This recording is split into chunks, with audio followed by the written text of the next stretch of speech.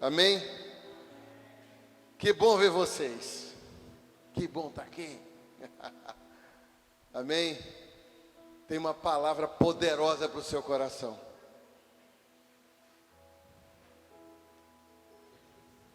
Abre, por favor, a sua Bíblia no Evangelho de Mateus, capítulo de número 27.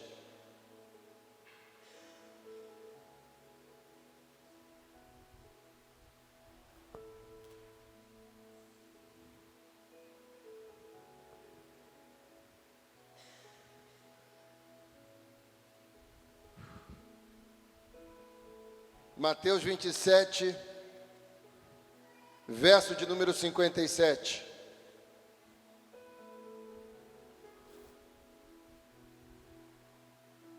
Obrigado pelo café. Mateus 27, 57. Ao cair da tarde, veio um homem rico de Arimateia, chamado José, que era também discípulo de Jesus. Este foi até Pilatos e lhe pediu o corpo de Jesus. Então Pilatos mandou que o corpo lhe fosse entregue. E José, levando o corpo, envolveu num lençol limpo de linho fino e o depositou no seu túmulo novo, que ele tinha mandado abrir na rocha. E rolando uma grande pedra para a entrada do túmulo, foi embora. Obrigado, minha vida. Foi embora.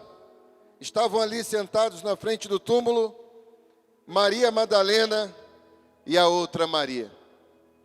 Você pode dizer amém? Sabe, queridos, essa palavra me chamou muita atenção.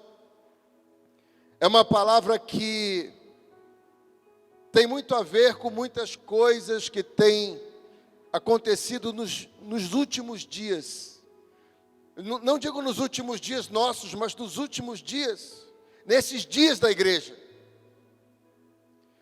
Aqui você vai ver José de Arimateia. Diz a palavra que ele era discípulo de Jesus. E esse foi até Pilatos e pediu o corpo de Jesus. Ele pede um corpo morto. Preste atenção nessa palavra, você precisa prestar atenção nisso. Ele pede um corpo morto. Quem em sã consciência ia querer cuidar de um corpo morto? Mas José de Arimateia, José de Arimateia, ele entendeu que era o corpo de Cristo. E sabe o que eu vejo hoje, nesses dias? Nesses dias eu vejo da mesma forma que a religião. Quem foi que matou Jesus? A religião. Foram todos os nossos pecados estavam ali, mas usou os religiosos para matá-lo. Usou a religião. E olha que interessante, Deus ainda continua levantando José de Arimateia. Pessoas que conseguem olhar para algo morto, pessoas que conseguem olhar para um corpo morto e dizer, olha, não, se você não quer, não tem problema. Nós queremos cuidar desse corpo. Nós queremos cuidar desse corpo. Nós vamos embalsamá-lo. Nós vamos envolvê-lo com um linho fino. Nós vamos cuidá-lo. Sabe, aqui, José de Arimateia, ele representa uma igreja que ainda acredita. Uma igreja que ainda acredita que é possível cuidar de quem de alguma forma possa chegar nessas condições. José de Arimateia fala de um homem que amava Jesus. Um homem apaixonado por Jesus. um discípulo de Jesus. Eu fico imaginando as cenas que passavam na cabeça de José de Arimateia. Ele olhava, Diego, para aquele corpo e ficava imaginando quantos momentos ele teve junto com ele. Quem está entendendo isso aqui? Só que os romanos, ali Pilatos representa essa cabeça dos romanos. Os romanos receberam Jesus vivo e entregaram ele de volta morto, flagelado. Pedaços de carne saíam quando ele era castigado. Ele estava sem partes do seu corpo. E José de Arimateia, ele olha para aquele corpo e fala: eu quero esse corpo assim mesmo. Mesmo que ele esteja castigado, mesmo que ele esteja sangrando ainda, eu quero ele assim. Sabe o que eu acho interessante? Que ele envolve o corpo. Apocalipse capítulo 19, versos 7 e 8, coloca lá para nós, por favor. Apocalipse 19, versos 7 e 8. Olha o que ele diz: alegremo-nos e exultemo-nos, e demos glória, porque chegou a hora das bodas do Cordeiro, e a noiva já se preparou. Verso 8. A ela foi permitido se vestir de linho finíssimo, resplandecente e puro, porque o linho finíssimo são os atos de justiça dos santos. Sabe o que eu vejo aqui? Quando José de Arimateia decide envolver aquele corpo morto e fala: não, pode deixar que eu cuido, porque Jesus foi ferido pela injustiça, mas Jesus usou um justo para vesti-lo de justiça novamente. Era uma representação profética. Quando ele envolve o corpo de Jesus estava dilacerado. Presta atenção aqui. Estava dilacerado. Dificilmente, talvez você conseguiria encaixar de novo um pedaço de carne que tinha saído daquele buraco, porque ficou no meio do caminho. Ficou lá no lugar do sacrifício. Lá no lugar onde ele foi flagelado. Obrigado. Lá no lugar onde ele foi flagelado. Mas José de Arimateia, ele olha para aquele corpo morto, amor. E ele diz assim: eu vou envolver esse corpo. Esse corpo morto é aquilo que o pecado pode gerar, é aquilo que a religião pode gerar. Sabe, irmão, pior que o pecado, só a religião. Pior que o pecado, só a religião. Porque ela mata tanto quanto o pecado. Ela mata, ela castiga, ela arranca pedaços. Fala assim comigo: mas graças a Deus, pelo José de Arimateia. Aqueles que vão olhar para um corpo dilacerado e vão falar assim: pode vir que nós vamos envolver você com atos de justiça. Você será envolvido com atos de justiça.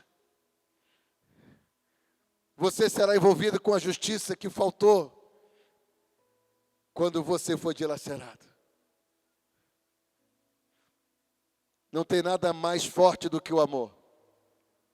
Seja qual for a pergunta, o amor sempre será a resposta. Eu vou falar isso de novo para você. Seja qual for a pergunta, o amor sempre será a resposta. Aleluia! Sempre será a resposta. José de Arimateia diz lá no versículo de número 57, ao cair da tarde, veio um homem rico de Arimateia, chamado José. Ele também era discípulo de Jesus. Foi até Pilatos e lhe pediu o corpo. Então Pilatos mandou que o corpo lhe fosse entregue. E José, levando o corpo, fala assim comigo, levando o corpo morto, envolveu num lençol limpo de linho.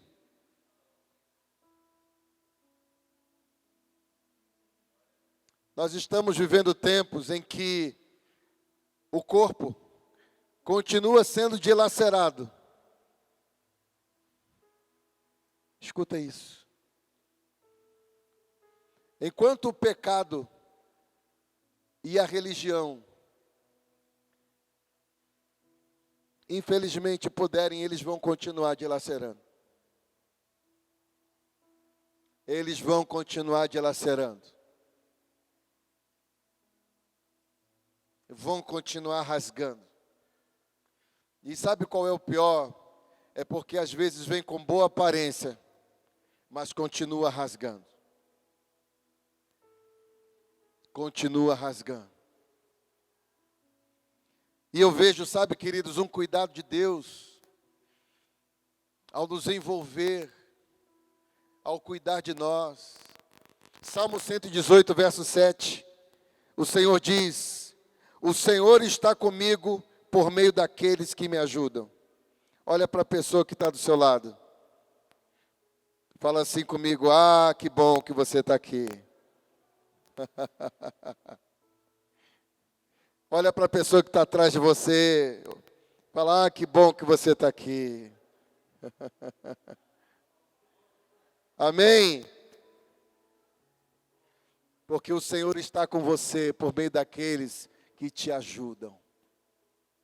Por meio daqueles que te ajudam. Por meio daqueles que te cuidam. Aleluia! O Senhor está com você por meio daqueles que te ajudam. Seja qual for a pergunta, o amor sempre será a resposta. Sempre. Sempre será a resposta. Nós não vamos, fala assim comigo, não se ofenda, não ofenda e não se defenda. Deixa o amor te restaurar. Deixa o amor cuidar de você. O amor é uma pessoa. Amém? O amor é uma pessoa. Volta um pouquinho. Mateus 27, 32. Ao saírem, encontraram um sirineu chamado Simão, a quem obrigaram a carregar a cruz de Jesus. E chegando a um lugar chamado Gólgota, que significa lugar da caveira, deram-lhe vinho com fel para Jesus beber. Mas ele, provando, não quis beber. Depois de o crucificarem, repartiram entre si as suas roupas. Presta atenção, queridos. Isso não mudou. O mesmo modus operandi continua até os dias de hoje. Depois de o crucificarem, repartiram entre si as roupas dele, tirando sorte, assentados ali o guardavam. Por cima da cabeça de Jesus puseram por escrito a acusação contra ele: este é Jesus, rei dos judeus. E os dois ladrões foram crucificados com ele, um à sua direita e outro à sua esquerda. Os que iam passando blasfemavam contra Jesus, balançando a cabeça e dizendo: ei, você que destrói o santuário em 3 dias o reedifica, salve a si mesmo, se você é filho de Deus. Sabe o que eu vejo aqui, queridos? Essas pessoas, elas falam novamente aqui da questão do templo. Eram pessoas em que o templo era mais importante que as pessoas. O templo aqui era mais importante do que as pessoas. Quem está entendendo essa palavra? Amém? Abre lá sua Bíblia em Mateus 24, rapidinho. Mateus 24, verso de número 1. Mateus 24, 1. Jesus saiu do templo e enquanto caminhava, os seus discípulos se aproximaram e lhe mostraram as construções do templo. Presta atenção. Ei, eu quero que profeticamente você entenda o que Jesus estava fazendo. As pessoas estavam ali, vidradas na construção. As pessoas estavam ali, sabe, olhando para a construção. E aí chegam alguns, diz aqui a palavra, os seus discípulos se aproximaram para lhe mostrar as construções.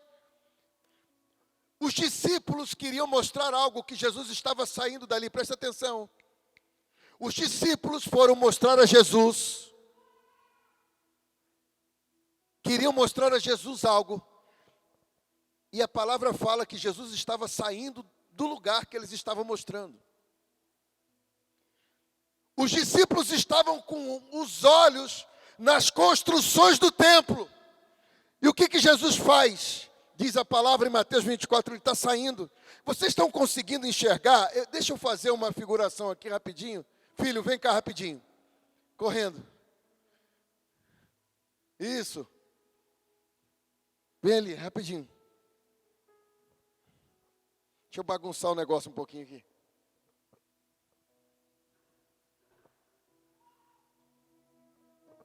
Presta atenção. O Caio, fica de frente para mim. O Caio, ele representa Jesus. E eu vou representar os discípulos.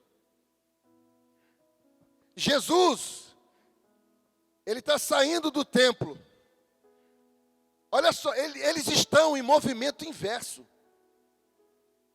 Gente, você precisa prestar atenção nisso. Enquanto Jesus estava buscando as pessoas, os religiosos estavam buscando as construções do templo. Enquanto Jesus decidiu sair do templo para buscar o povo, para buscar as pessoas, os religiosos, os seus próprios discípulos falaram: mestre, por que o senhor está indo embora? Olha aqui que eu estou querendo te mostrar. Ele, não, eu vou atrás das pessoas. Não, olha aqui, que lindo, olha aqui as construções. Não, mas eu estou indo atrás deles que estão feridos, que eles estão machucados. Quem está entendendo isso? Obrigado, filho. Quem está entendendo isso? Amém, queridos? Jesus estava indo numa direção, ele estava saindo do templo. E os discípulos entrando, falando, olha isso aqui. Ele, cara, deu. Para mim deu. Para mim deu. Vocês estão muito ocupados com as suas construções. Vocês estão muito entretidos com as suas construções, com as suas credenciais, com os seus enfeites, com os seus adornos. E o meu povo está precisando de mim. Está entendendo isso? Os discípulos estavam indo numa direção e Jesus estava indo noutra direção.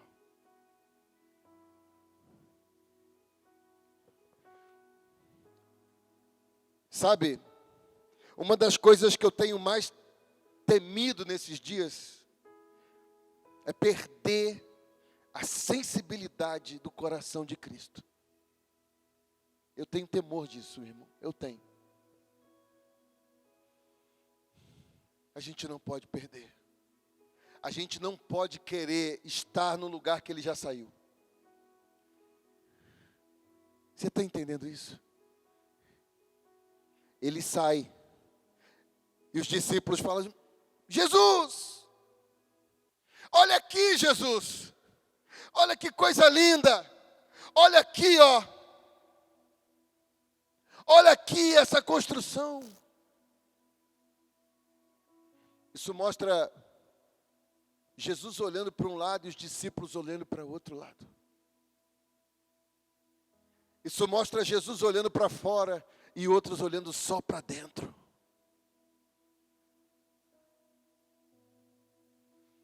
Isso mostra Jesus olhando, não, pelo amor de Deus. Não se fechem em vocês mesmos. Do que adianta tudo isso, se eles estão ali clamando? Se tem gente machucada, ferida, precisando de cuidado. Não, mas aqui é tudo lindo, é tudo grande. Jesus olha as construções.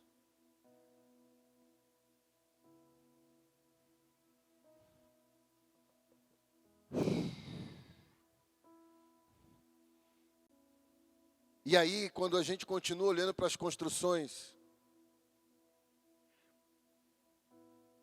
a gente perde o movimento do Cristo, porque Ele não está nas construções, Ele está dentro das pessoas, Ele está dentro. Você precisa se mover para onde Ele decidiu morar. Ele decidiu morar.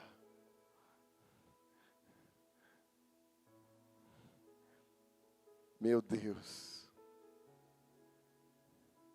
Quando você olha uma pessoa rica demais, que mora numa mansão, fala para a pessoa que está do seu lado: que mansão, hein? O rei decidiu morar aí dentro.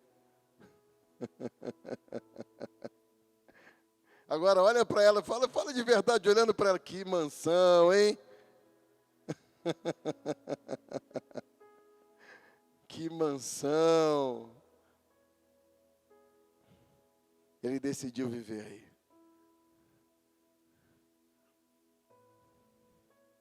Mateus capítulo 11, versos 15 e 16. Coloca lá para nós, por favor. Passeando aqui em Mateus, ele estava falando e nós vamos seguir esse caminho. Mateus 11, verso 16. Mas a que compararei esta geração?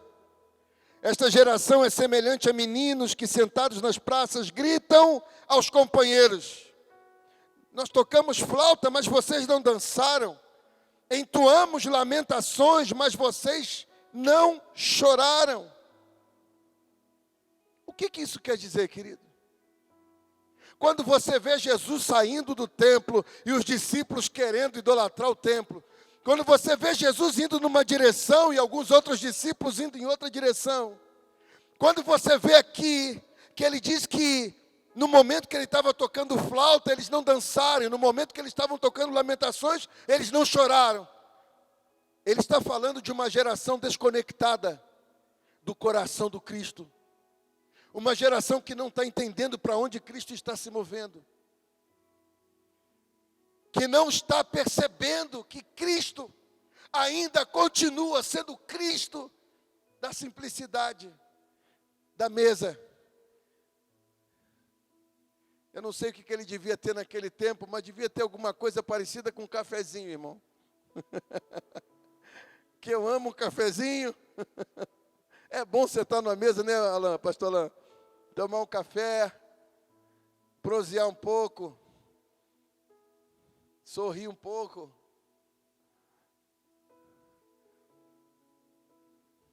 As pessoas estão perdendo a simplicidade. As coisas mais gostosas de poder estar perto.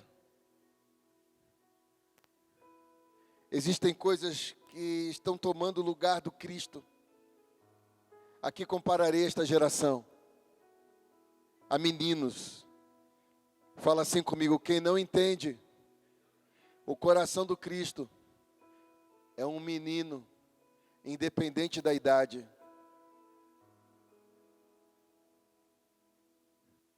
Independente da idade, é um menino. A quem compararei esta geração a meninos sentados nas praças. Nós tocamos flauta e vocês não dançaram, entoamos lamentações e vocês não choraram. Fala de uma geração desconectada do coração do Cristo, se movimentando numa direção contrária, porque decidiu fazer por si mesmo e não entendeu que era necessário discernir o movimento dele. Não adianta eu me mover para um lado se Cristo está se movendo para outro. Mateus 24:1, Jesus Cristo estava saindo do templo e tinham discípulos entrando no templo. Isso que significa que muitas vezes existem discípulos de Cristo que estão indo na direção contrária dele. Que decidem continuar investindo em algo do qual ele já saiu. Quem está entendendo isso? Isso é forte demais, gente.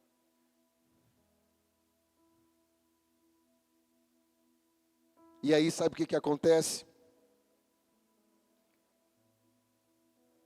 Aí Deus precisa levantar o José de Arimateia. Porque quando eu declaro que sou discípulo de Cristo, mas não sou mais capaz de viver por aquilo que Jesus Cristo morreu,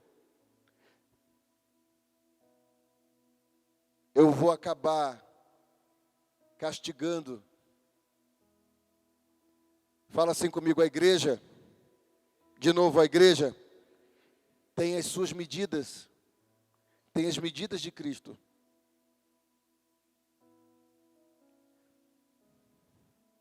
É uma construção cujo fundamento ainda é o amor. Mesmo, deixa eu falar uma coisa para você, mesmo que alguém faça de maneira errada, com alguma coisa que é certa, aquilo que é certo não vai deixar de ser certo porque alguém fez de maneira errada. Quem está entendendo isso? A igreja continua sendo do Cristo. Ele ainda continua sendo o amor. E o fato, se alguém um dia usou do dinheiro de maneira errada, o dinheiro vai continuar sendo bênção para quem não amá-lo. E para quem cumprir os princípios. Amém, queridos? As pessoas vão continuar sendo imagem e semelhança do Cristo. Imagem e semelhança de Deus. Esse é um dos meus maiores receios, sabe, queridos, nesses dias. É não estar conectado mais ao coração dele. E não tem como você estar com Cristo sem se compadecer pelas coisas que Cristo se compadece. Não tem como você andar com Ele e ser insensível às coisas que Ele é sensível. Não tem como. Ou então não é com Ele que você está andando.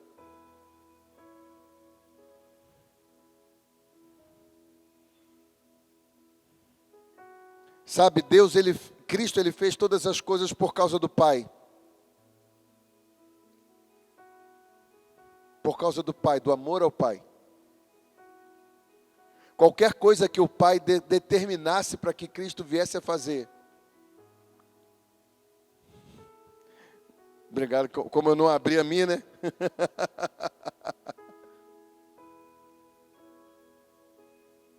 Qualquer coisa que o Pai determinasse que o Cristo viesse a fazer, qualquer coisa, Ele faria.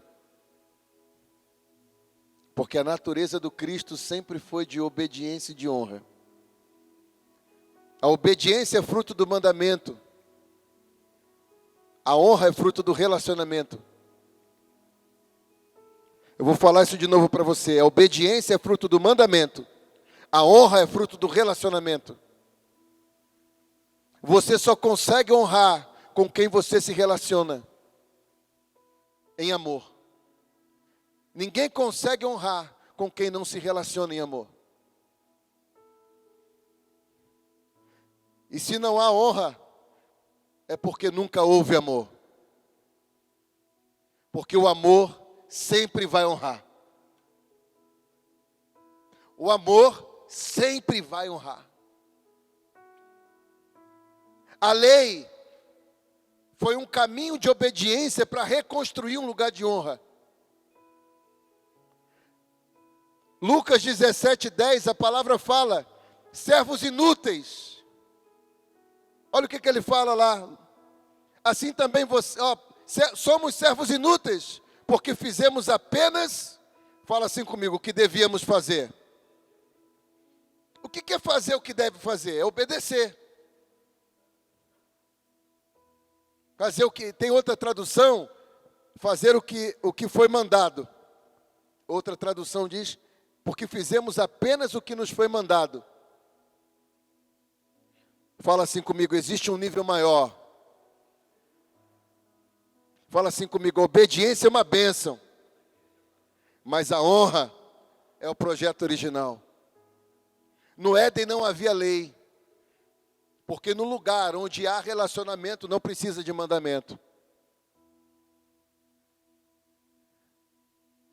Uau, que pedrada, irmão. Onde o relacionamento é forte, o regramento é fraco. Agora, onde o regramento é forte, o relacionamento é fraco. O regramento tem que ser forte porque não tem relacionamento. E onde não tem relacionamento, não tem honra. Ah, meu Deus! Quem está entendendo essa palavra? Quando José de Arimateia decide pegar aquele corpo, ele decide por causa da honra. Ele não recebeu o mandamento para pegar um corpo morto. Mas ele decide pegar um corpo morto por causa da honra que havia, por causa de um relacionamento com o Cristo. Quem se move dentro de um relacionamento, constrói um ambiente de honra. A obediência é o início, mas a honra é o fim. E o fim das coisas sempre será melhor do que o começo delas. Ah, meu Deus! Recebe aí que está vindo! A obediência é o começo. O meu filho começa obedecendo quando eu peço a ele para fazer alguma coisa. À medida que ele vai amadurecendo, o nosso relacionamento vai ficando cada vez melhor. Ele decide fazer o que eu nem precisei mandar. Porque onde o relacionamento é forte, o regramento é fraco. A regra só precisa ser forte onde o relacionamento é fraco. A regra é a defesa de quem não relaciona. Porque não consegue inspirar pelo exemplo. Precisa coagir com o mandamento. Quem está entendendo isso? Deus quer restaurar um lugar de honra, pastor Alain, pastora Kátia. Deus quer restaurar isso. E eu vou dizer uma coisa para você, eu achei lindo a última reunião de obreiros que a gente teve aqui. Aí um dia desse eu olhei lá pro post lá do Diego, lá no Instagram do Diego. E aí embaixo o Diego escreveu assim, ele não sei nem se ele se lembra disso. Escreveu assim: a igreja que eu sonhava, ela existe.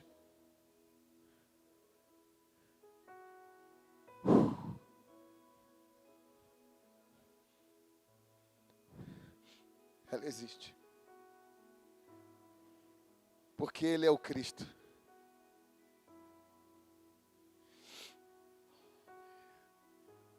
Porque a gente decidiu não governar. Decidiu entregar o governo na mão dEle. A gente decidiu ser transparente quando a gente não está bem. E pedir ajuda para quem está perto da gente. E ensinar isso para quem anda com a gente, porque no dia que não está bem também pode falar para a gente que não está. Porque não será retalhado, mas será acolhido. Não somos perfeitos. Temos um monte de falha, talvez eu seja o pior de todos vocês.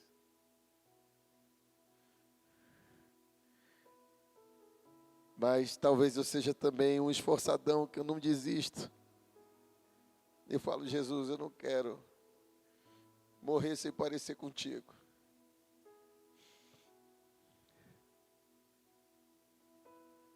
quero amar o Senhor.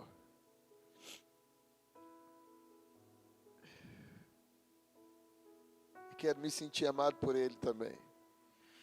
E quero que as pessoas conheçam o amor dEle por meio da nossa vida.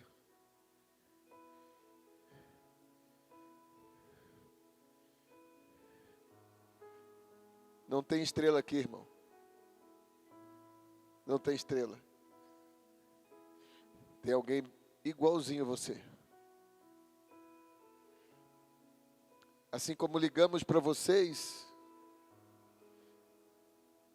a gente também, quando você quiser, pode ligar, que a gente não liga, não. É bom. Ah, o que foi? Tem algum problema? Não, pastor, eu liguei só para dizer que eu te amo. Oh, glória! É isso. Glória. Fala assim comigo, é possível viver o céu na terra?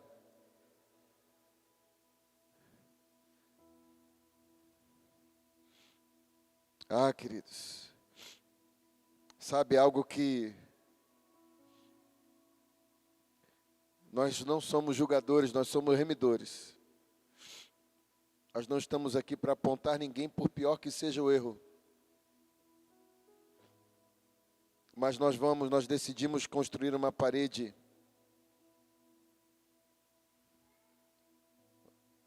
com as medidas de Jesus. Decidimos construir com as medidas dele. Eu não consigo acreditar que ele esteja num ambiente e deixe qualquer um fora da mesa. Eu não acredito no Jesus assim. Eu acredito no Jesus que chama você para a mesa.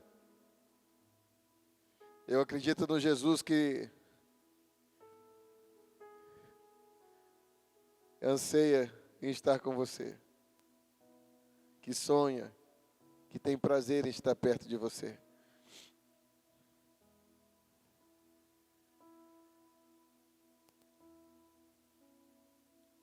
Ah, queridos,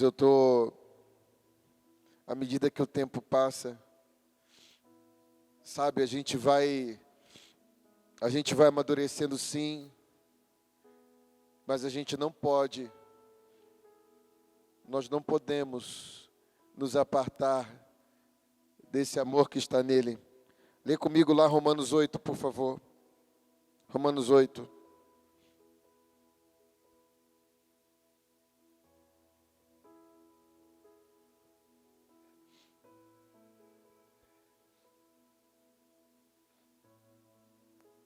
Em todas estas coisas, verso 37, verso 38, porque estou bem certo, agora você vai falar isso comigo como um crente que está cheio de fé, amém?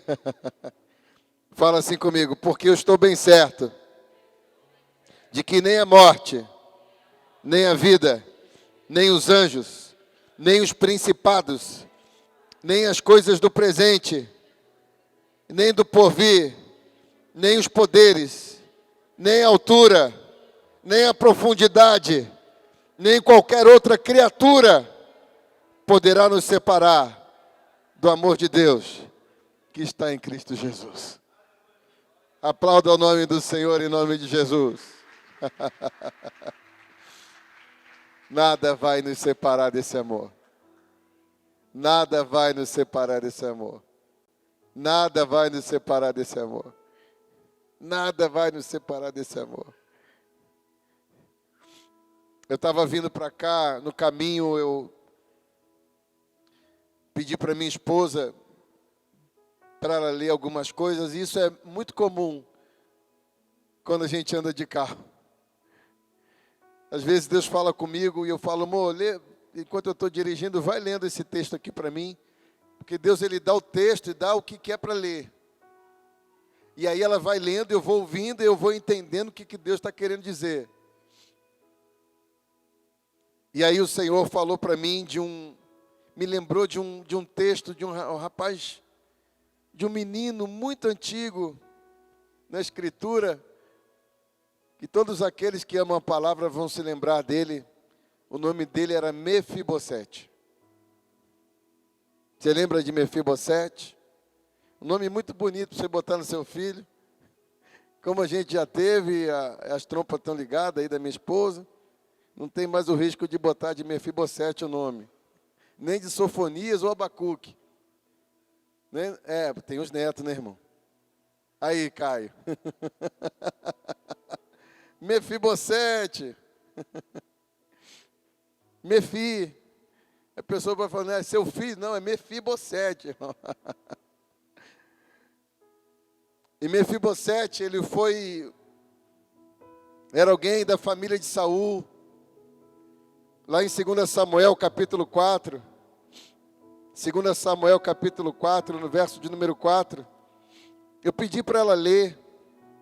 E aí eu não estava entendendo por que Deus estava falando comigo nesse texto. Jonatas, filho de Saul, tinha um filho aleijado dos pés. Ele tinha 5 anos de idade quando de Jezreel chegaram as notícias da morte de Saul e de Jonatas. Então sua ama o pegou e fugiu. Aconteceu que, apressando-se ela a fugir, ele caiu e ficou manco. E o seu nome era Mefibosete. Fala assim comigo: alguém que precisava cuidar foi exatamente a pessoa responsável por quebrar os pés.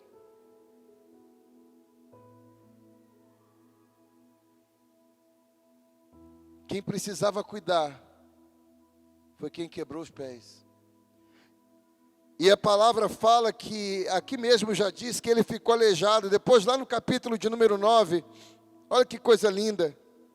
Um dia, verso 1, Davi perguntou: será que resta alguém ainda da família de Saul para que eu possa usar de benevolência ou de beneficência para com ele por causa de Jonatas? Fala assim comigo: a aliança de Jonatas com Davi levou Mefibosete para a mesa, mesmo com as pernas quebradas. Havia um servo na casa de Saul, o nome dele era Ziba. Chamaram-no, pedindo que viesse falar com Davi. O rei então perguntou: você é Ziba? E ele respondeu: sou eu mesmo, seu servo. Então Davi perguntou: existe mais alguém da família de Saul? Gente, olha o que Davi pergunta, olha o que o rei pergunta. Existe alguém? Deixa eu falar uma coisa. O Senhor, Ele está fazendo a mesma coisa até hoje. Por causa de uma aliança com Jonatas. Por isso que eu e você precisamos estar aliançados com quem tem aliança com o rei. Posso ouvir um amém? Porque essas pessoas te darão um lugar à mesa. Por causa dessas pessoas, o rei vai te colocar sentado na mesa. Olha só. Ele diz, verso de número 3. E Davi perguntou: existe mais alguém da família de Saul para que eu possa usar de beneficência ou de benevolência de Deus para com ele? Ziba respondeu: ainda existe um filho de Jonatas, aleijado de ambos os pés. Então, queridos, para e pensa. Se no dia de hoje já é difícil uma pessoa com necessidades especiais, você imagina naquele tempo, que discriminação. Só que hoje, às vezes, a pessoa não quebra o seu pé visível. Ela vai quebrando você por dentro. E olha o que ele diz aqui. Então o rei perguntou: e onde está ele? Ziba respondeu: ele está na casa de Maqui, filho de Amiel, em Lodebar. Fala assim comigo: Lodebar. De novo, Lodebar. Lugar do esquecimento. Lugar de miséria. Ele foi removido, presta atenção. Ele estava esquecido. E o rei se lembra. Davi, nesse texto, representa o Senhor. Amém, queridos? Davi, nesse texto, representa o Senhor. e chega num lugar e pergunta: onde? Será que existe alguém ainda da família de Saul para que eu possa usar de benevolência? Existe alguém ainda por aqui? Por que da família de Saul? Porque Jonatas era o pai de Mefibosete. Jonatas era da linhagem de Saul. Era de uma linhagem real. Por causa da aliança com aquela linhagem real, Davi decide, por causa da aliança que ele tinha com Jonatas, Davi decide abençoar o filho de Jonatas. E fala: vem cá. E ele estava num lugar chamado Lodebar. Fala assim comigo: Lodebar. É um lugar esquecido. Você está entendendo? Estava lá em Lodebar. E aí o rei vai lá e chama ele: vem cá. Você está aí esquecido, meu filho. Você está esquecido aí. Vem aqui para a mesa, vem. Senta aqui comigo. Vem para a mesa. Senta aqui. E sabe o que eu acho mais lindo? É que, fala assim comigo, a mesa, você não vê os pés.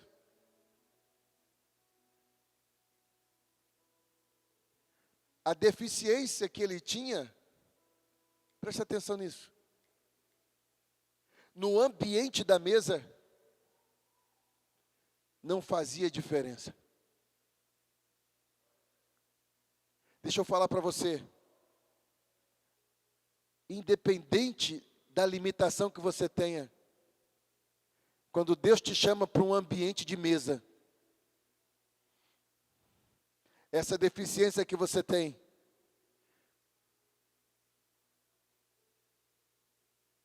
ela nem conta para o Senhor. Eles estavam sentados, eu fico imaginando, né? Ele devia chegar mancando, ou alguém levando ele, né? Porque ele não conseguia andar, os dois pés. E ele sentado lá no meio.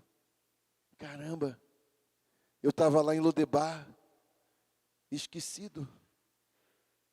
Mas o rei lembrou de mim. E me botou na mesa. O rei se lembrou de mim. Fala assim comigo: o rei se lembrou dele. Por causa de alguém que tinha aliança com ele. Ande com pessoas que têm aliança com o rei. Ande com pessoas que têm aliança com o rei. Posso ouvir um amém? Essa aliança vai levar você para a mesa. Fala assim comigo: a mesa é um lugar de cura. Não é verdade? Foi boa a mesa de hoje? Não foi? Foi boa a mesa, não foi? Temos tido mesa com vários, graças a Deus, com praticamente todos vocês. E a mesa é um lugar de cura. A mesa é um lugar de celebração. A mesa é um lugar de impartição. Foi muito engraçado, tem um amigo profeta, eu e a pastora Anne, lá de São Bento do Sul, de Santa Catarina. O Felipe e a Monique acabaram de sentar à mesa. O profeta, eu mando uma foto da gente que estava sentado, eu mando para o profeta que ele tinha me mandado mensagem, falou: cara, não posso falar contigo, que eu estou recebendo aqui um casal aqui em casa. Filhos amados que estão aqui nos visitando. E aí ele olha para a foto, sem falar, e nem nunca viu eles na vida. E a gente tinha acabado de conversar no escritório. Aí olha assim, e começa a liberar o manto. Aí eu mostro, falei: cara, dá uma lida nisso aqui. Ele: não, pastor, não pode ser. A gente tinha acabado de conversar aquele assunto no escritório. E aí até brincou, caramba, não dá para brincar aqui não. Casa profética, irmão. E aí mostrei para ele. Aí fiz uma chamada de vídeo, falei, Moisés, agora você vai falar para ele, direto para ele. Deixa o profeta, deixa Deus te usar aí, irmão, vai. Foi lindo. Ele falou, pastor, o que é isso? Falei, é confirmação. Aí a pastora Anne, se você precisava de alguma confirmação, acabou de receber uma, quentinha. Ande nesses ambientes. Um ambiente de amor, de celebração, constrói e de honra, constrói um lugar para o profético se mover. O profético flui no lugar, nesse lugar. Amém, queridos? Eu queria orar por todo mundo hoje. Quero orar por todo mundo. Amém? Amém, Jardim? Te amo. Te amo mais. Oh, meu Deus. Glória a Deus. É muito bom, queridos. E eu sinto realmente Deus levantando aqui pessoas para serem José de Arimateia. Pessoas que às vezes vão olhar alguém como Jesus Cristo saiu da... Imagina Jesus do jeito que estava, irmão. Lanhado, todo feridento, morto. Mas tinha alguém que se relacionava com ele, num relacionamento de amor, e falou, olha, mesmo que os outros não queiram, eu quero. Deixa eu falar uma coisa para você, se alguém não quiser você, nós queremos. Queremos mesmo. E queremos mesmo. Para amar você.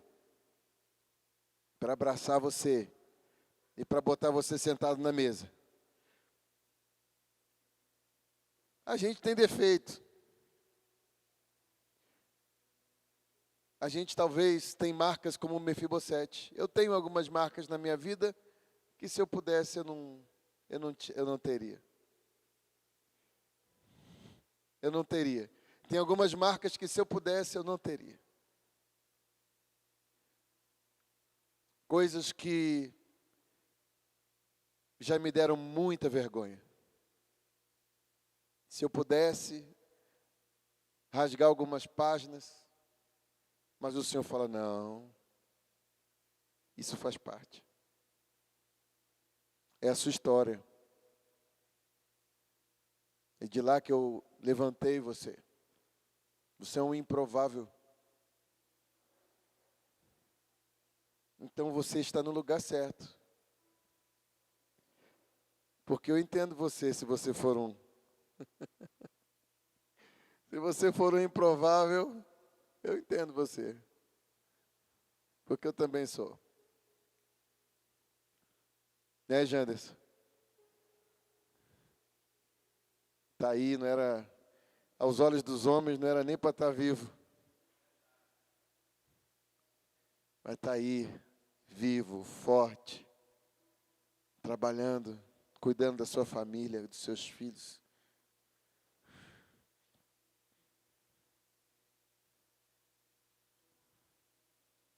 Isso não tem preço.